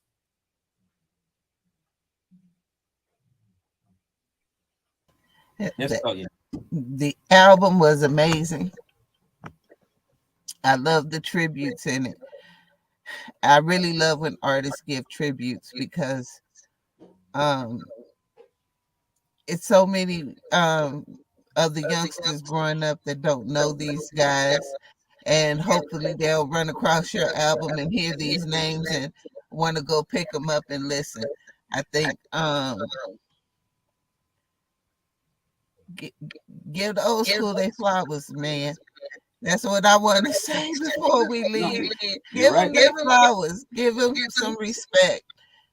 Shout them out every now and again on your Twitter page and on your Facebook page or whatever social media you're using. Give them some love. They deserve it. Yeah, you're right. Because they all a part of our childhood. That's one of their songs might spark a memory of yours or something that you remember listening to that record, you know what I mean? And you remember right where you was in that moment, and something like that. So like whenever we lose any of these veterans, I feel like you feel like you lose a part of your childhood and a part of yourself, you know what I mean? So no, yeah, absolutely right. I just want to thank, before I leave, I just want to thank This Is Hip Hop once again. He's in my circle, man. Hip hop, we do share music together. We talk about good music, and you're in our circle now too, man. So yeah, man. Like I said, man, this is Marquis Walker, aka Severe, from the THHC podcast, episode 70, Maine the Medicine, son of Alice, man. Album review and interview. Great interview, man, with SP from the Powaful IMPAK. Always a pleasure, SP. Always a pleasure to be on my show. You know you are family. Stop playing. So, all right, man, we're getting out of here. It's Marquis Walker, man, from Boston. We back in the beam, back in the Boston. She's back in Texas now. We just took a trip, you know what I'm saying, the Queens, man, to visit our king. You know what I'm saying? But we out of here, man. It's Marquis Walker. And remember, my thing is just love over hate, man. If you can practice anything, man, practice more love than hate. And that's it, man. We out of here. Peace. Bean time, baby. All right, yo.